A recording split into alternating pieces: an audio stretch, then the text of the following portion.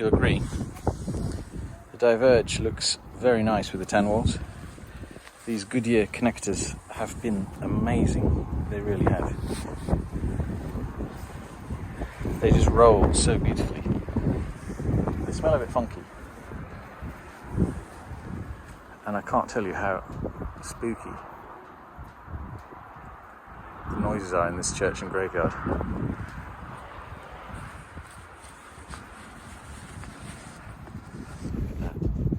It's beautiful.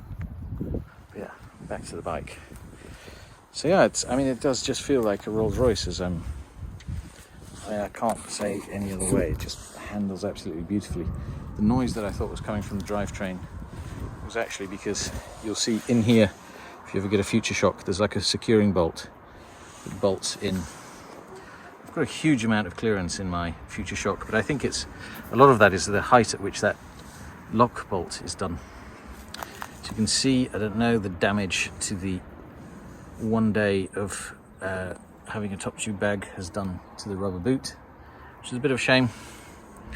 And also the design of this shorter one is that plastic it's not good there, because if you put any kind of torque onto any kind of Allen key in slightly the wrong direction, it damages it. But these are tiny things. I don't know if you can pick out the metallic flake.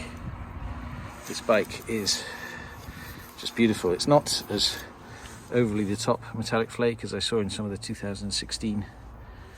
And I love that little Diverge logo in there. Isn't it beautiful? So yeah, GRX just performing flawlessly. That Praxis performing flawlessly. The budget Shimano pedals, flawless as they are. I mean, obviously, I'd like to get rid of that front derailleur mount. The wheels, honestly, they seem to be rolling beautifully smoothly. The bar tape could be a bit better, but no, I mean, it's just such a comfortable mile-eating machine. And I do like how slick the Futureshock top cap is. Yeah, I wish I'd brought something to eat here. I'd love to just chill out here for a little bit. But yeah, that is a beautiful looking bike. And honestly, you know, this is why I do. And you can see a huge amount of clearance in the rear there. With these are 45s. I'll tell you later what they actually measure up to. Sorry, not 45s, they're 40s. So there's oodles and caboodles of space for the look at that between the spoke action. Yeah, lovely bike. You can see there they've got this is a great addition to any Specialized saddle or Specialized bike. That's the Road Bandit. Specialized do some really good SWAT stuff. Their storage, I really like it. Unfortunately, I've lost the I'm a really big fan of the under bottle cage water bottles as well, but I managed to lose one. I didn't realize what this rattle was. But yeah, I think as soon as I take this back and get the gear, the top gear does make a slightly bit of noise yesterday, and today the second gear down, so was it 36 or whatever, is making a bit of noise. But I'll get that cleaned, tuned by the bike shop within the the break-in period, and it will be good to go. Yeah, there's 2 holes for the cables here in the 2020 onwards, and on this side they're both occupied. As you know, on the older 19 Negroni that I've got, they both come in the same side. There's only one slot either side. What am I talking? And there's some more view of the space that you've got. God, this is stunning.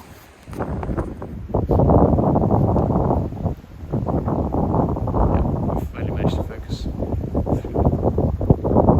the trees on that bell. Just look at that.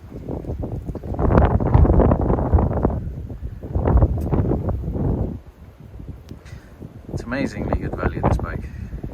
Honestly, cannot recommend it high enough.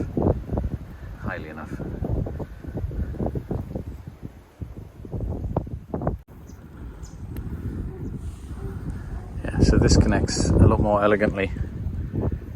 I was just down there and I had to sort of do a hike a bike. Don't know if you can pick out the motorway road. That's what I did. And I could have just come up here. It's basically that road.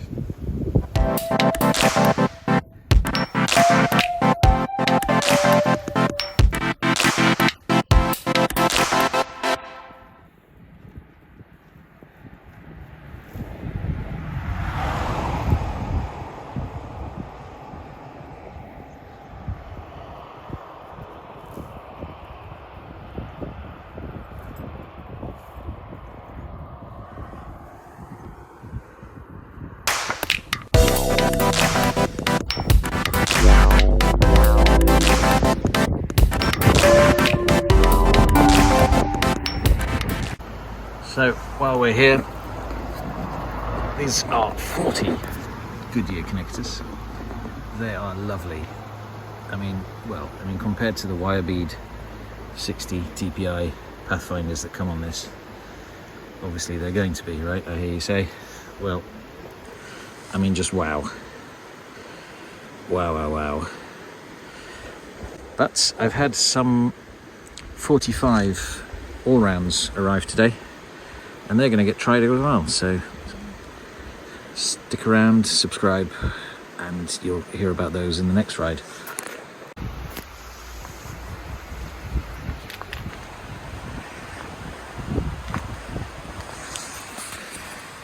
So, what do we think of the tanwall tyres?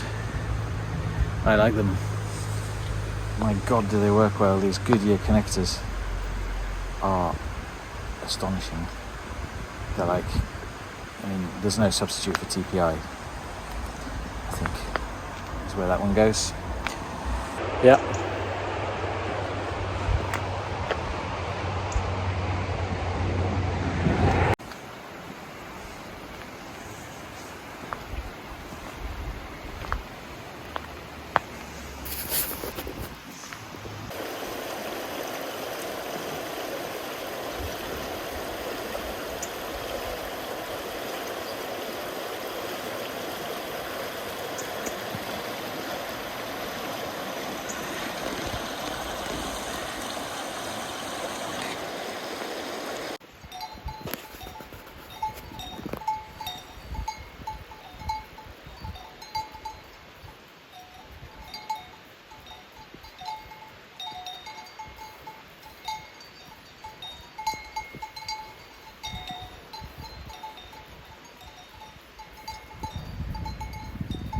I don't know if you can pick it up, but there's a massive spider web right across the road. It's nuts. Let's get on it. Roads like these, eh?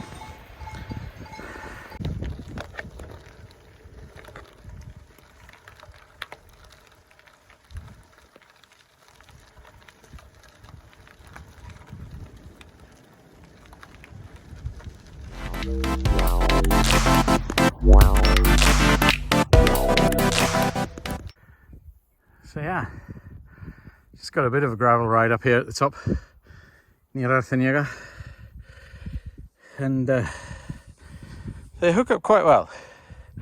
I've got them kind of pretty, I'd say, road pressure, and some of that gravel is quite deep, and you can see from the profile it hasn't really dug in all that you'd expect. And I did unclip, which, you know, it was only, I don't know what, 20% max, 15 to 20%. But I did unclip because I was slipping, which ain't great, but you know, the worst things in life. I'll take the quality of the on the road for what I'm using this bike for, but I'll let you know more when I test. I might do the same route tomorrow with the tomorrow or the next day with the repeat this with the all rounds and let you know if they hook up a bit better on this loose gravel. but I think I can hear a pincho in Alfiniega calling me. Yeah, and Lord knows I look like I need a pincho, and I feel like I need a pincho to see this 2021 out and 2022 in. If you're watching this in 2022, Happy New Year.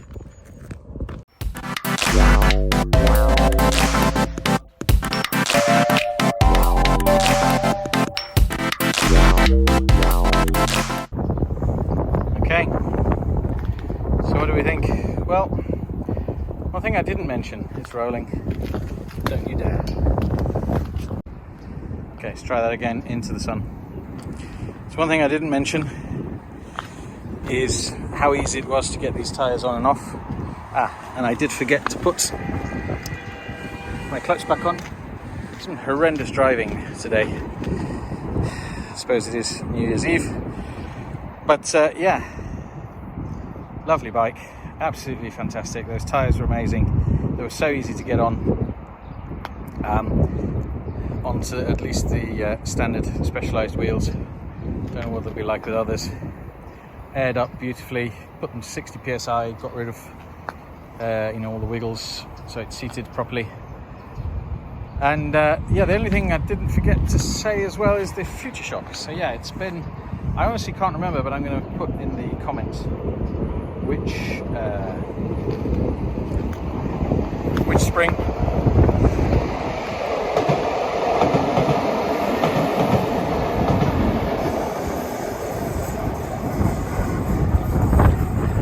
if I waited for that train, it wouldn't come with it. Look at this. It's stunning. It's a shame that's in shade now, because that was in sun when I came. Seagulls, well, big seagulls, trying to get some heat out of the sun. Some lovely buildings on this side. This, I bet, will be worth a fortune at some point. But at the moment, it's a bit like, yeah, who wants to live here? But anyway, back to the bike, because it is all about the bike. However, when I am on the bars, there seems to be about 20 to 30% sag, which seems about good, but when I'm on the hoods or the drops, that changes to probably at least 50% sag. So I'm going to try a slightly harder spring. Is it, I mean, honestly, I can't say anything else than, I've hit speed bumps that I'd normally not hit at more than about 40 or 50 at 60, and wonderful. On the gravel, it's great as well. I mean, is it worth all the hassle? I don't know. The jury's out at the moment. I'm going to try a harder spring. But yeah. Let's see what it's like with a harder spring. I'll let you know tomorrow. Yeah, pretty impressed with everything so far.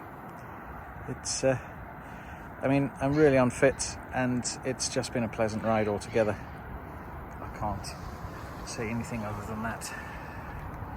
And with that, I better go and get myself some lunch and a siesta, because it's going to be a long day, and I still have some work to do. I know you'll find it hard to believe, but I do. But yeah, and you can't complain, can you, with days like this? This light just changes everything. It is beautiful. I don't know about you, but I'm a sucker for old industrial scenes. I'd really love. Do you reckon that's going to be the next sort of Manhattan or Bilbao? Don't know. I'd love to have something along there. Better get back, get some lunch, speak to you in the next one. Wow.